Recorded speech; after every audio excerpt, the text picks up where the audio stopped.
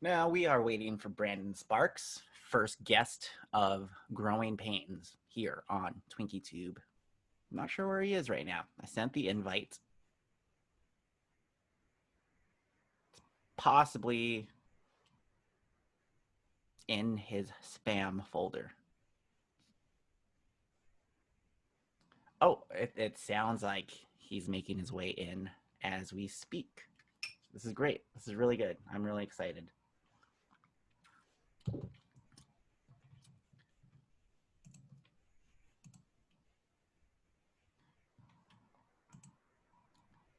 Oh, and it sounds like Brandon is here. I have yet to have a visual or any audio clarify your status. Brandon, can you hear me? Can you see me? If your mic is not working, you can at least maybe type into the chat. Oh, you know what? I think it's my fault. I should be accepting Brandon in here.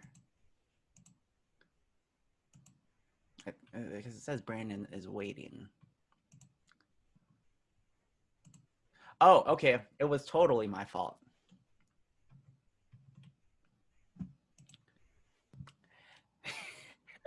Hello. Hey, what's up, man? Great to see you. I was thinking you were having trouble figuring out Zoom, but the problem was on my end, admitting you into the room. Hello. Good. Welcome in. I'd like to introduce everyone to Brandon Sparks here. Brandon, thanks for being here. Good to see you. Hi. Hey. Brandon Happy to be here, bro. Is sound okay? Yeah, sounds good to me. Great. Okay. Brandon Sparks here is the coach of the Utah Warriors. That's Major League Rugby League, right? Yeah. He's also former coach of the University of Michigan rugby team from 2014 to 2019.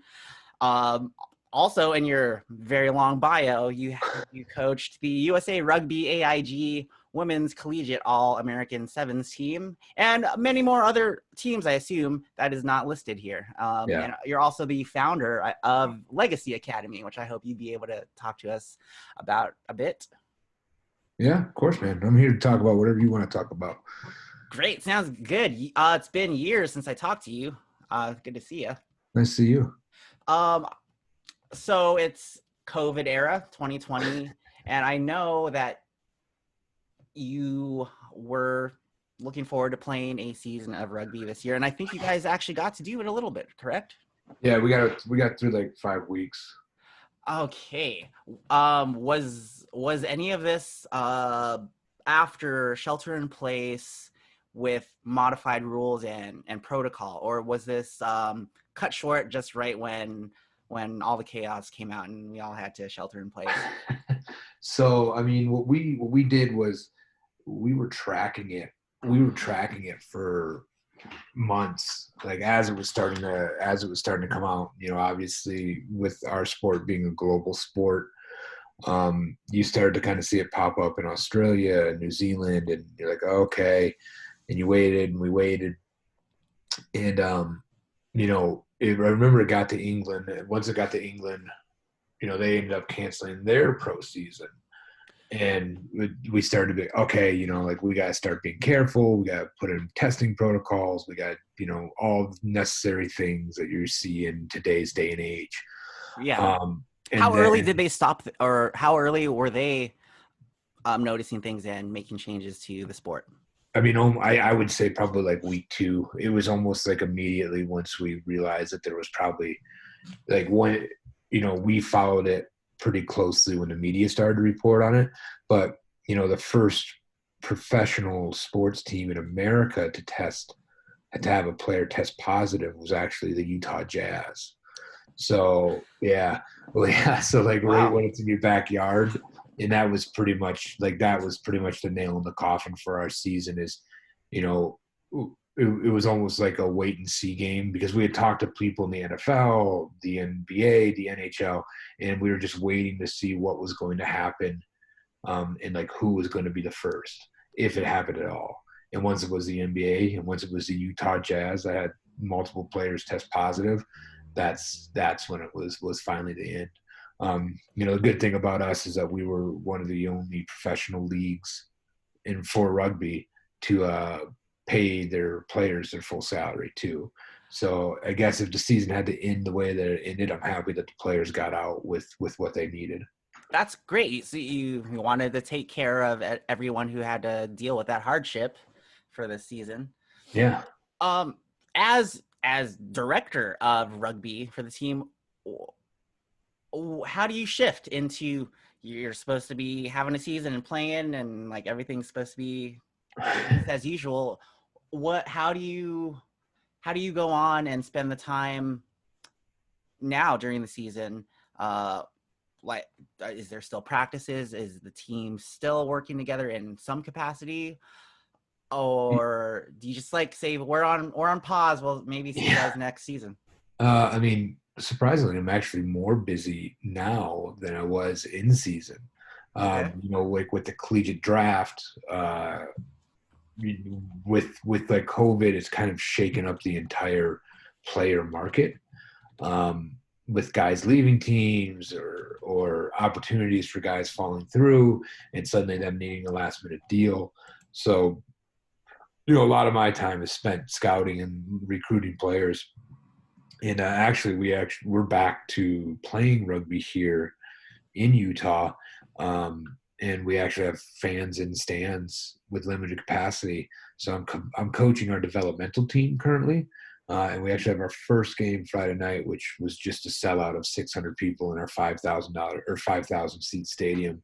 So things are starting to ramp back up. I think, regardless of your opinions, whether it be political, scientific, or whatever, it's becoming, with the research that we're looking at, it's like if you manage yourself appropriately, you can mitigate your risk. Like with anything, there's always some kind of risk involved. But yeah, we're doing what we can to be as safe as possible for our players and our supporters and all of that. Right. I know that like the NBA season was successful. They had their bubble going and other sports going.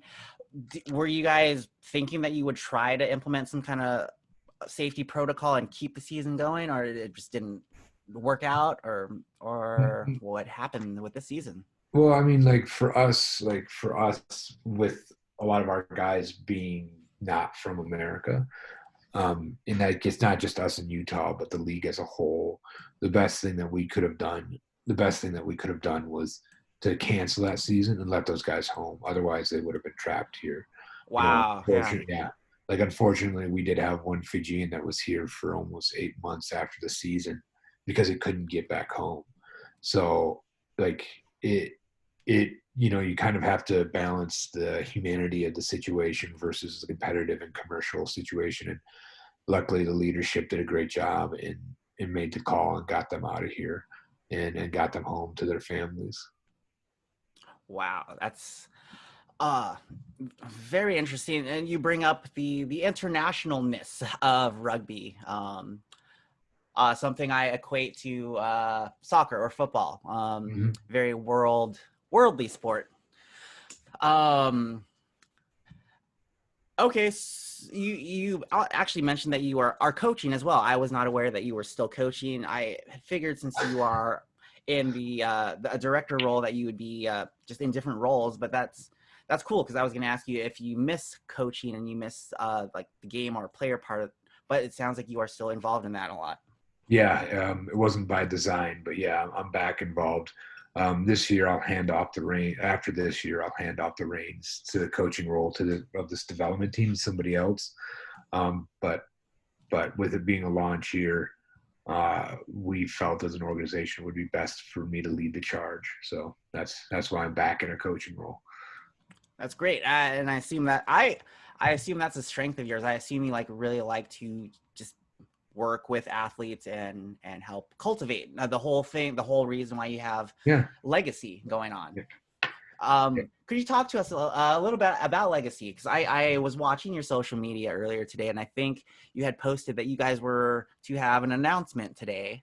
Am I correct on that? Well, so it would have been a conflict of interest. So I'm not with Legacy anymore. Um, I, Wow. Okay. yeah, I'm still like, I say that, but they're coming out here to play us in 2 weeks. So it's not like I'm away, but yeah, like with me going to Michigan, with me going to Michigan and the skill set that I had, Legacy was at a point, or yeah, with me leaving Michigan and the skill set that I have, like me leaving Michigan or me handing the leadership role off to Legacy. Um, it was just at that point, like my skill set's very much of a launcher, a builder, where Legacy was at the point where it needed a cultivator, and luckily for us, there was a guy in the pathway who was a player, but actually was an AD for a big Catholic school out there that ended up taking the position. So now he's leading the charge, which I think is perfect because like what we were trying to do with the integration of the college and high school into the rugby component of it was going to be the best way forward. Okay, a couple of things here. Because you had mentioned that you are still scouting. I assume that's a role that or that was a thing you would be doing with Legacy too, just finding athletes that you want to cultivate or work with. And with the conflict of interest, like you can't be scouting for like two different groups. Yeah. Um, but I think Legacy is a very cool program because I've listened to you in a couple of like podcasts talking about what Legacy was supposed to be, and it to me it comes off as a mentorship kind of program. And I think I can't quote you exactly, but the idea is you're not looking for the best players, but you're looking for a good group of people to take on and lead and guide. And the way I look at that is mentorship. Mm-hmm. And I think that's something that's super important for athletes. I think something like college, like you mentioned before, and you had coached for. There's things like Title IX and like just things you have to work around. So you would have to be. What is the word? You couldn't just like look for the best athletes, Yeah. and they had to maintain things like GPA, and they had to still like do the rest of Yeah. their life. And Yeah. I know colleges probably have programs like that to guide their athletes, but I assume they're not perfect. They're probably just got a threshold of like some kind of GPA they have to hit, and keeping their grades up. But you mentioned things like your program offering things like financial planning and just other things that are useful to just everyday people. So since you're not a part of Legacy anymore, I assume you're still incorporating a lot of those values and that kind of approach in finding players and recruiting and things like that. Yeah. I mean, at the end of the day, like rugby's always been a great tool to develop character. Um, Mm-hmm. you know, it it reveals it and then it can develop it as well too. So, if we can use the game to keep guys engaged in being better people, essentially the old carrot at the end of the stick type of deal. So if we can say like, hey, like you're not going to play rugby if you don't get a good GPA, or hey, you're going to come here and play rugby for us, but you have to go to school. Like, as athletes, they are often motivated by the identity of being an athlete, and if the threat of losing that identity is there, or if you use that identity to motivate um, the rest of them, it will go a long way. and like that's really always been like that legacy was never about winning. It was about using it as a tool to better a community, um, because like, it saved my life. And if I could create an environment far more organized than anything that I was ever a part of at that age, and help that kid, not just improve himself, but like alter the course of his family tree, then like my job as a influencer in this game and a decision maker in this game was done, and I did a good job at it, in my opinion. That is great. I'm just starting to think of people like star athletes who just have really really great runs, and they breaking records, and they're just a stud on the field or on the court or wherever in the octagon, but they have no real guidance. An example is someone like John Jones, Yeah. badass in the octagon, but lots of things going on outside. Distractions. Distractions. Yeah. Poor environment. Yeah. Yeah. I think something like mentorship is super important for anyone who needs guidance or just some kind of good influence in their life. It seems like that's an important thing to you. Do you think you had a lot of important mentors in your life, as an athlete or not, that brought you where you are as a person today? Yeah. I think early in my life, I had a lot of good examples of what not to be like. Um, Later on in my life, but as I got older, I found the right mentors and I found the right people to ask questions to. Like, our connection has always been, jujitsu, and Yes. in our gym, I've always put a big emphasis on helping me develop into it took it from a man child into an adult man, which was nice, but like guys like Mike and Nick and and your brother and Nathan and all of them, like you guys served as like a sounding board and a mentor for some crazy hillbilly from Michigan that had moved out to the company. So yeah, like it was good. All right. I think you're the one who said the phrase "man child," and I Yeah, think that's my impression of you when I met you. yeah, I'm glad you brought this up. Nathan, I think, is one of the like last mentors I had in my life. yeah. I'm not sure if he knows that. And okay, I'm glad you brought up fighting and jiu-jitsu. I forgot to read more record information for you. So Brandon Sparks here also has a CAMO record. CAMO is California Amateur Mixed Martial Arts Organization. You're 2-1, and that's great. Your first fight back in March 2012. And Wow. yeah, you had 3 fights, 2012 through 2013, and Yeah. that's an impressive record, dude. Yeah, I mean, with the smokers and everything too, it came out to be like 11-1. But like regardless, at the time that I took it up, like the time that I started to learn jujitsu, I was 27 years old. So it wasn't like I Wow. was young by any means. And Mm-hmm.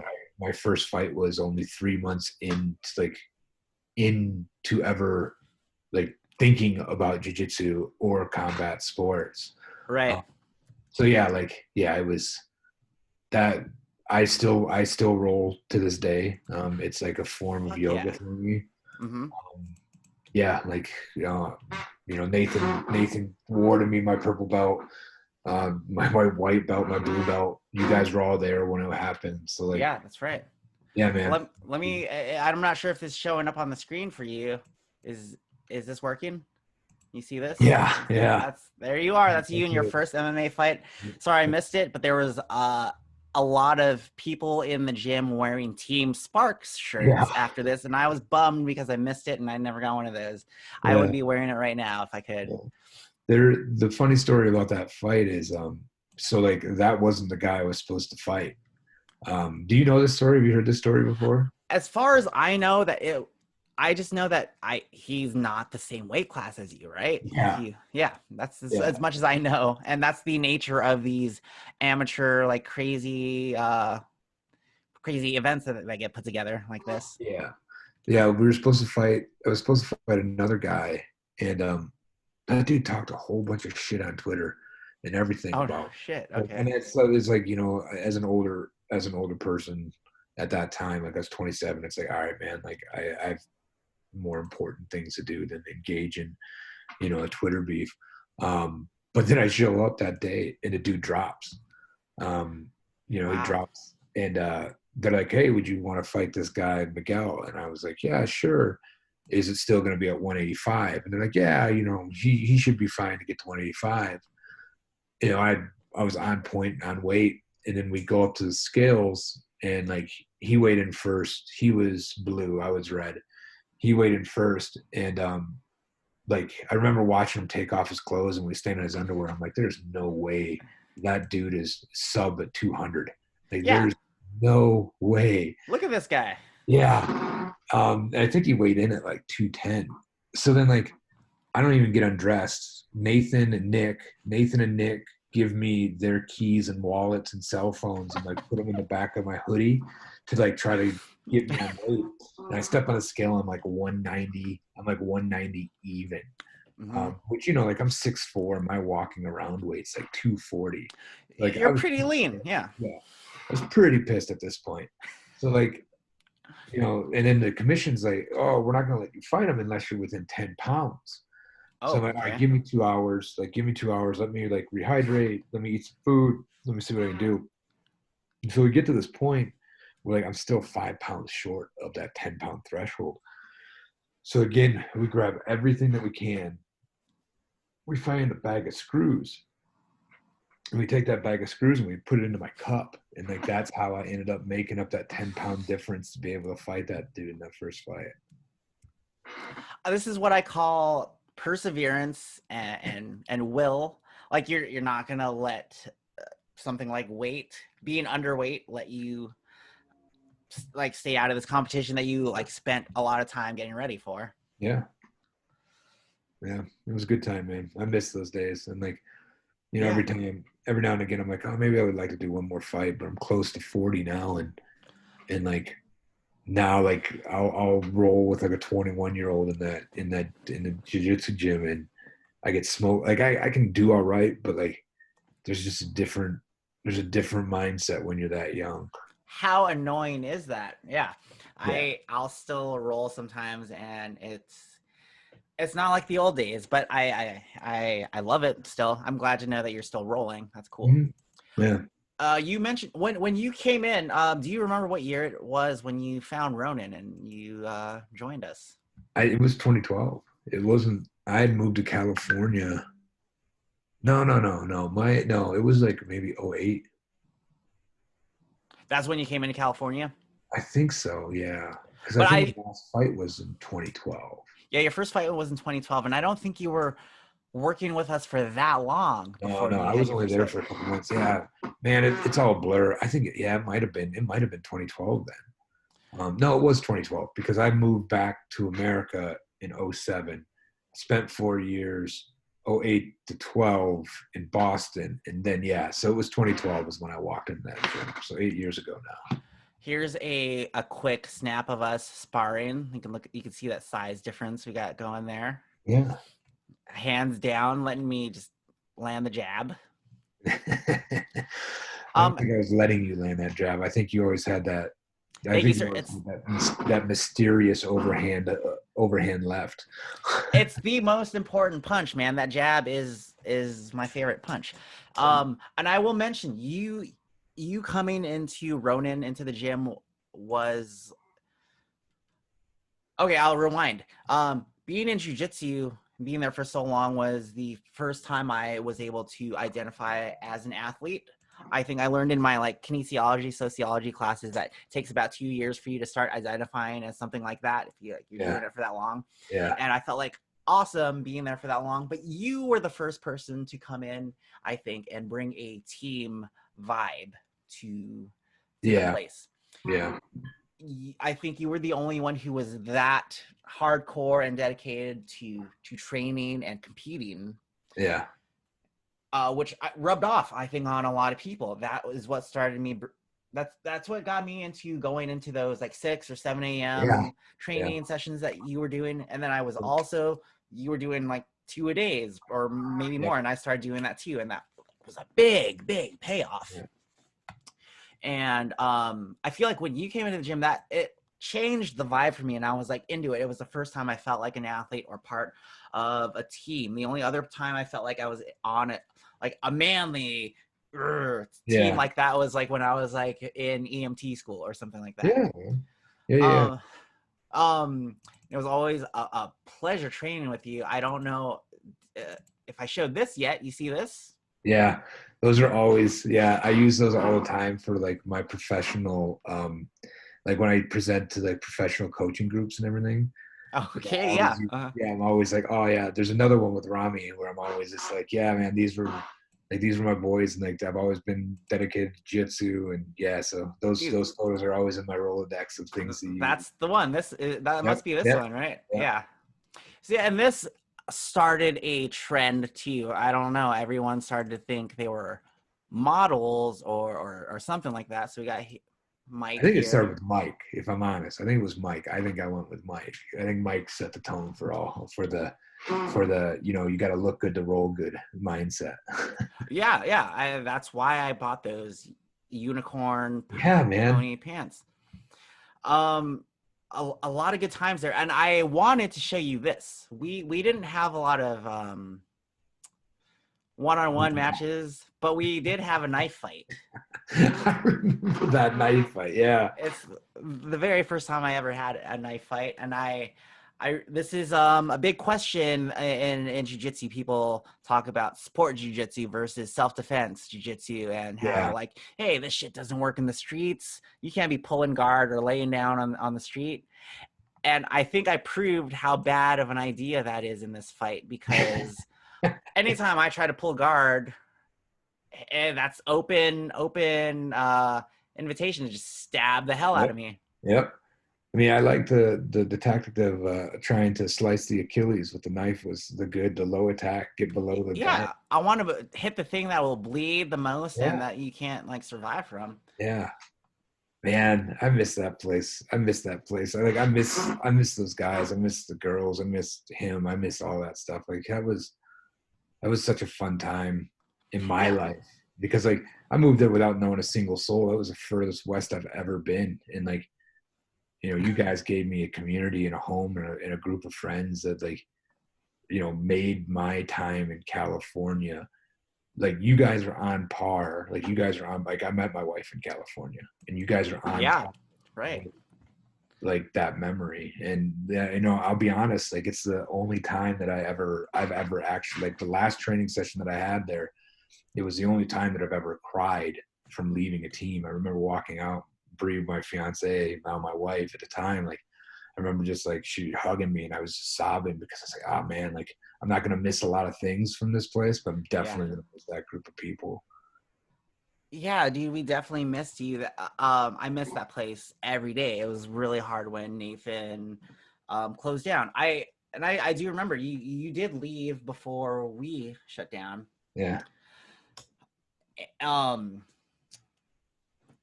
so yeah, you weren't. I forget that you got your purple Yeah. from Nathan. Yeah. Um, I was just watching recently some videos from the very last day that we had with Nathan, and that's the day he gave me my brown belt. Oh, nice. And there was only 10 of us in that class that day, Yeah. and it was a good day. It was really sad, and I think I was really hopeful and assuming that Nathan would just like reopen up somewhere else at some point, and he still hasn't. I miss that guy like Yeah. so much. Yep. I'm thinking of talking to him. I hope he would join me here on TwinkyTube to chat with me. It's been too long. Have you been in touch with him?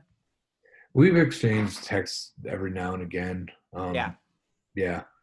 he's a Like, quiet. He's not a yeah. very social guy at And, and, all.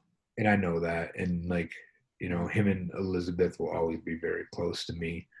Oh Um, yeah, no matter what. But yeah, like, yeah, he shaped me heavily as a coach. Like I said, man, like that whole gym there, that whole time there was just a good opportunity to grow up finally for me. And like it happened there. And a lot of it had to do with like him and Elizabeth acting as parents that I never really had growing up as a kid. So like, Yeah, they were parents to me. yeah. They're total. They're a power couple there. Yep. They're two Brazilian Jiu-Jitsu black belts who have a really good dynamic. They're not the same person. Yep. And Yeah, that's true. Yeah. so you would say that Nathan's coaching was big in your coaching? Yeah. I mean, his balance of heavy-handedness and and his balance of heavy-handedness, but also the ability to care the same way. Um, like he taught me how to demand more of athletes and how to manage athletes, while still putting that humanity into it. And like, there's I remember like one of the first fights, he's like, oh, don't hug me before you get in that cage. I was like, why not? And he's like, I think it's stupid, And I was like, okay. So of course that fight, I hug him, and like he probably gave me the biggest hug I've ever had from him. So like, yeah, it was always, yeah, like, so it was like stuff like that where I was like, okay, I get it, and I get it, and those lessons taught through hard love, but then also a guiding hand. There's a picture, I think I don't remember where it's at now, but there's a picture of him and I leaning against a wall and talking. And I remember that conversation, and it wasn't even about jiu-jitsu. It was just about life. And I think I was asking him for advice on something career related. And yeah, like they were always just good people that took a true lost boy in and helped him grow up. Nathan definitely kept me out of trouble as well. Had I had a weird question. I remember a few years ago there was the Occupy Wall Street thing going on, Yep. and I'm a punk rock kid at heart that just wants to smash the system Man. and Yeah. fuck it all. And I remember that a lot of that was going on, and there was protests and things going on around us. And I had asked him, like, hey, I was imagining, like, hey, I want to protest too. I want to get out there. I want to fight for the cause. And I was telling him, like, hey, I think I want to go out there. Like, do you have any advice on what techniques can I use? What's good defense on, like, if like I'm being arrested or something, or like someone's breaking up a protest? And he's like, dude, you don't want to do that. And I'm like, yeah, you're right. Like, what the fuck would I be going out there to like fight? Like, what good am I gonna do out there? And like, I don't know. Like, it was good of him to be like, what the fuck are you doing? Like, what are you talking about? Don't even think about this. Like, Yeah. that's Yeah, he was always good like that, man. He was yeah. always good like that. So I would love to get him on sometime and talk to him. Um, also, I wanted to bring back a memory. I don't know if this is still true for you or if this was just exaggeration of the time, but one of my favorite things that I hold on to is a day sparring with you and throwing out a spinning I back was fist. I was going to bring Spinning this back up. fist. Yeah, I Yeah, was great. going Perfect. to. Thank you for Yeah. having that in mind. You told me, and this is like one of my proudest moments ever. Also, I'm a bit guilty too, because I hit you with a spinning back fist because someone else is telling me, like, yo, you're sparring with this huge dude. This is like one of your really good weapons. Like, try it. And like, I hit you with it, and it worked really well for me. And what I have in my head, and what I have you saying is that no one's like hit you that hard before. Yeah. And you were a former pro rugby player at the time, Yeah. and that made me so happy. Yeah. I mean, it's different. It's a different time. It's a different time nowadays, but like, You know, that was the last concussion that I've ever had. Like I remember two very distinct things from that day. I Mm-hmm. remember us in that session, and I remember leaving my hands down by my chest, and I remember you turning, and I'm like, oh, he's gonna hit me. Oh, he's gonna throw a fit. He's gonna throw a spinning fist, and then I remember taking off my shorts in the gym in the locker room afterwards. I don't remember you hitting me. I don't remember like whatever happened after that. I just those are the two distinct memories that I have. You know, and I'm not trying to like brag about it or sound like a badass, you know, but like that it still stands true as it is the hardest hit that I've ever taken. Like that you knocked me like you put me somewhere else for a good 15 minutes before I came back and realized where I was at and what I was doing. So yeah, it was yeah, I was gonna bring that up earlier. I was like, oh, how do I work that in? Like I want to Oh, know you remember that time. So yeah, perfect, great. I remember the look you had. You looked like you like just woke up and like you're trying to figure out like what's going on. Are we yeah, why are we all here? that was I remember that in that locker room. Yeah. I think there was another time too where you had me I think it was you. I know it was you. Like I think we were rolling in a gi, which it didn't happen very often at Yeah, that you're time. not a big gi guy. I am now though. Like now I train almost Yes. exclusively in the gi. Hell yeah. Um, you know, every now and then I'll get back into the spandex and, you know, show people what's up. But Mm-hmm. you know, I do remember like you had a choke on me so well that like the lights went out instantly, or I was like halfway out. I was halfway out. And then I remember coming back, but yeah, that was still like you're still the only person to put me to sleep with a choke too. So there I you didn't go. That's another thank bad honor. you so much. I'm so glad we recorded this. I didn't know Yeah, that. it's on the internet now, so it's real. How do you remember waking up from that? Do you remember the experience of being choked out? Because I've only been choked out once as well. I do, and I do, and I've always like wondered if I wonder like I hope it's what dying feels like if I'm completely honest, because like Yeah. I remember like you know that moment of panic where you're like oh like I'm stuck like I'm Yeah. stuck in this choke I'm stuck in this choke I should probably try to tap but you know the next thing I remember is just like a tranquil like oh I want to go to sleep feeling like like a really deep like oh like this is exactly what I want right now and then like I remember it was like I'd being at the back of a cave and somebody yelling at you. And it sounded like really distant at first. Yeah. And Yeah. then like suddenly you're just shot back into reality. Like, "Whoa, whoa." I remember like I flopped a little bit and I was confused, but then like, yeah, it took me about 30 seconds to realize where I was at and what I was doing. It's only happened to me once as well, and it is strangely peaceful. Yeah. It's there is something to that kink that some people have with Yeah. choking. Yeah. Yeah. In you know I don't think there's a lot of people that know what that moment feels like but yeah it's an oddly peaceful calming experience right before you lose consciousness. Yeah. It's that's why anyone out there who's never experienced grappling or submission martial arts, try it out. It's good info to learn, and it's not that bad when it's applied to you. At least Yeah, there's benefit. yeah. Um, so I I wanted to play a little game here. While I was looking through your bio and I was looking at the teams you've coached, and I found that AIG Women's Collegiate All-American Sevens. That's a lot of words that I don't understand what the fuck they're saying. If you want to explain real quick to all the rugby fans or people who are curious about what sevens are, what the fuck does that mean? It's an Olympic, so it's like the Olympic version of rugby. So it's played on the same size field and everything like that.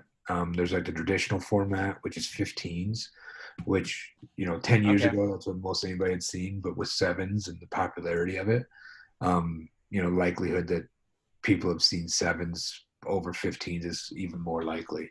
So it's just like Okay. an abbreviated form. It's usually like the faster players that are on a team together. You lose the big guys. As a player, which do you prefer, sevens or not non-sevens? I like 15s because there was always more collisions in it. Um, More collisions? yeah, sevens is a lot about finesse and speed, where like 15s was a lot more about go forward and get work done. So that's why I liked it. Hmm.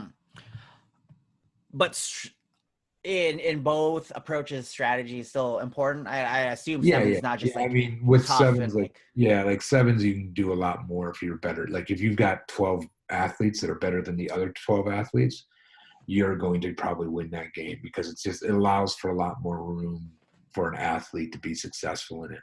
Where like in 15s, it's not like that. Like it's sometimes almost a war of attrition over anything else. that bores people. Yeah, Right? Like that's like going to the ground in a MMA fight, and they're like, yeah, "What's yeah, going on? yeah, Boo!" yeah, So I assume, yeah, like every activity or sport can like get that deep, or there's like little things that people, the common folk, the casual fans don't like know what's going on, and like the real fans can appreciate. yeah, yeah, yeah. So I was looking at this AIG thing, and I was like, "What the fuck is that? Some kind of rugby organization or something?" So as far as I know, AIG is the like insurance or financial company, right? Yeah, they were the So title sponsor for the national team. So the team that you're talking about, I was coaching the Olympic developmental team at that time. So yeah, the AIG was just our title sponsor for it. which is no small feat there. That's fucking impressive. You're leading that group of women. Right. Yeah. So you call that a title sponsorship. So does that mean that's just the top paying sponsor for that team? Yeah, it would be like like Reebok in the UFC. Yeah. So yeah, I think you're a video game player, and I imagine you see sports, you see the football yeah, slash soccer players with Samsung yeah, or yeah, whatever on their jersey. So we've yeah. got a game here called What's My AIG Again? Any Blink-182 fans who like What's My Age Again should Yep. appreciate that. This is a list I put together of the top one, two, three, the top four sponsors of the Six Nations top Okay. 2020 Rugby World Cup sponsors. So, you know what? This is a list I looked at earlier, and I did not even look into whether or not the 2020 Rugby World Cup happened or what status it The was. women's World Cup is moved 2021. So Okay. So you're involved in one of those sports. You're like NASCAR. You've yeah, got the logo on the jersey. yep. Um, are you able to guess the top three sponsors of the 2020 Rugby World Cup for 20? Yeah. Uh, 2019 or 2020 the list I was looking at said it was a 2020 list. And of now the I'm world. wondering how accurate that is because I don't know if Is Rugby it World. World Cup or is it Six Nations? It said both. So it So referred to it'll this as an be annual event, and yeah, that this was the. Could you explain to me what Six Nations is? Because I don't know what the fuck that yeah. meant. Six Nations is a Northern Hemisphere competition made up of like Italy, Scotland, Wales, England, Ireland, and France. Yes. So yeah, that Six Nations is. So I would the top three sponsors would be Guinness. Um, I'm trying to think of the bank. You were Uh, fast on that, and that's yeah, true. yeah, yeah. I've spent enough time in Europe that I enjoy a good Guinness. Good, Guinness is a very, very tasty yeah. beer. Um, it would be Guinness. I'm trying to think of the bank. It's red and white. They gave me a paycheck once, which now it's like equally as embarrassing that I don't remember what it was. I will Um, add that Guinness paid $10.62 yeah, million for the 2020 yeah, deal that they had. yeah. They don't mess. They don't mess around. Yeah. Um, Number two, it's actually a group that it sounds like you're not have in your mind or that you're about to list. the group. Yeah, it's the group or company. Hmm. What they have in this list is it would be Amazon, and they're throwing down $5 million per So year. yeah, that's new. That's new I as of knew. this year. But because of their AWS, they've gotten really into sports. So I did read an article about why Amazon was investing in it. There's another unique thing too, is a Gallagher Premiership, which is England's top tier platform. Gallagher's actually an American company that sponsors professional rugby in England. So yeah, I know. I knew that the Amazon. I didn't know that Amazon was that high up into it. I knew that they had just recently gotten into rugby though. Would the other one be? Would the other one be? Would it be stats or? Uh, can't remember what they just bought the other company. But what was the third one? No, see, I believe that you have like some good insight on what other companies are throwing money into rugby right now. But in my list that I got, it's a two-way. It's a tie for third place. It's Dove Men Care Yeah, soap, yeah, and Tissot luxury watches. Don't even know what that is. yeah. I mean those watches are like those are NASCAR F1 and everything else. So that I'm a little embarrassed I didn't guess that. That should have been my first. That should have been in my list of guesses.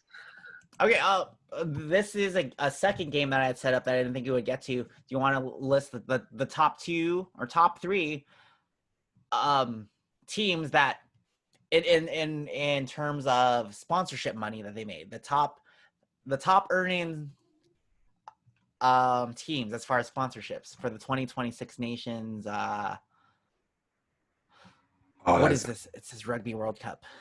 um, if it's a World Cup, it would be New Zealand, England, and New Zealand, England, and I'm trying to think about who else would be pulling in, and probably it would probably be South Africa or Ireland. Am I close? You're close. Okay, so what If I've it's got, Six Nations, now if it's hold on, don't give me the answers yet, because if it's the Six Nations, it would be England, Ireland, France. okay, things have changed here. What is the Six Nations? Um, what is that? What the fuck does that mean? So that's that tournament made up of the Northern Hemisphere teams. So like the France, all that stuff. So Okay, so this list is the top 2020 Six Nations sponsors. yeah, if it's a The second, go on. you're right. The top is England. Yeah, They raked in $37 yeah, million.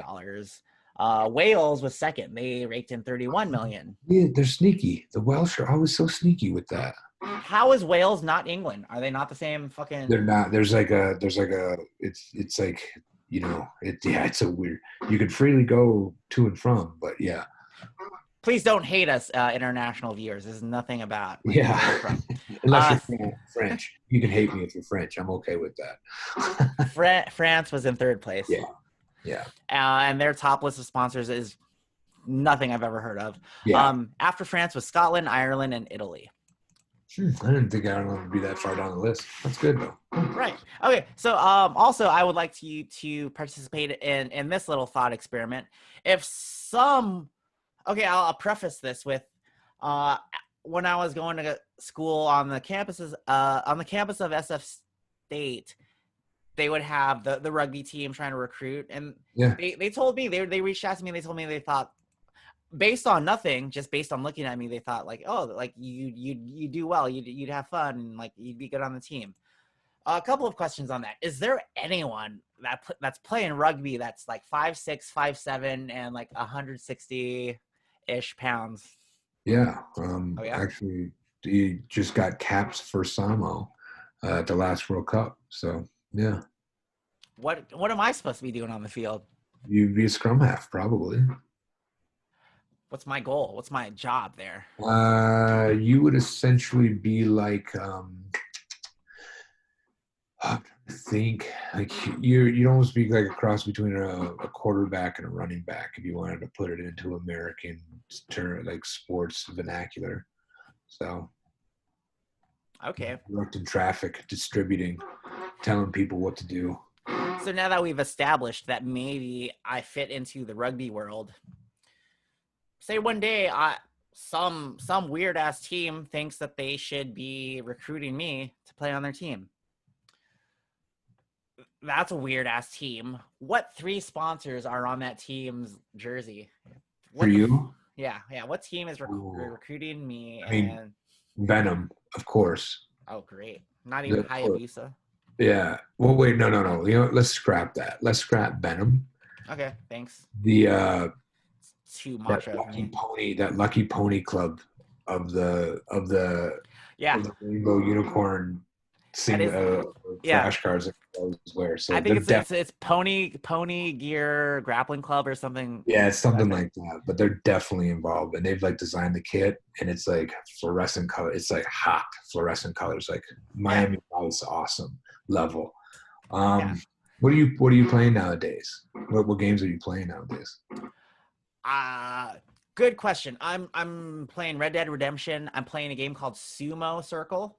Okay. Very fun Title and sponsor free. would be Rockstar. That would be the third. That would be the second sponsor. So we'll get Rockstar on the chest. All right. Wow. Okay. So Rockstar, we got Rockstar, we got the Lucky Pony Grappling Club or whatever it was. Hmm. Ooh, and then the third one. What should be the third one? Ah, Ronin Jiu Jitsu. There you go. Little patch on the sleeve. Ronin I Jiu-Jitsu. would rep that all day. You know what? That's a great list. Way better than what I thought you might have guessed. I listed 4 things that like someone might have guessed it about me. And it was Dickies. I don't know why I went Huh? with Dickies. Yamaha. I don't know why you would think that about me. Just because they make everything. You got motorcycles, you got Yeah. guitars and flutes, Refrigerators. Yeah. everything. Durex. I don't know why sex-related companies are always just sponsors for things, and Durex has been a cool Yeah. company. What was it? Condomdepot.com. Yeah, that's the big one. We probably have to get them as a short sponsor. So Yeah, that or Fleshlight. yeah, yeah. But you are on the mark there with Pony Gear Grappling Club and Rockstar. Like I love those Yes. games. What are you playing these days? I'm big in the war zone right now. It's like You all violent I person. know all my like 30 something friends and I will get on the war zone. No, Um, that's okay. I think that's a respectable game mode. I really do like the I don't like deathmatch. I like that survive. yeah, Like that's uh, really cool. yeah, Maybe we could play that sometime. I do remember some late nights being an insomniac and seeing you still online playing something like GTA 5. yeah, man. I will always, always get a GTA game.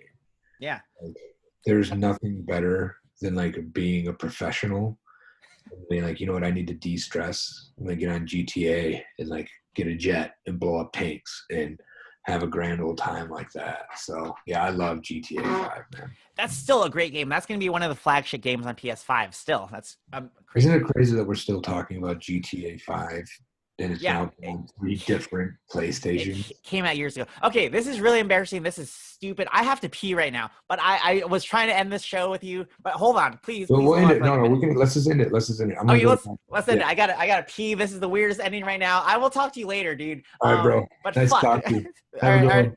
Bye.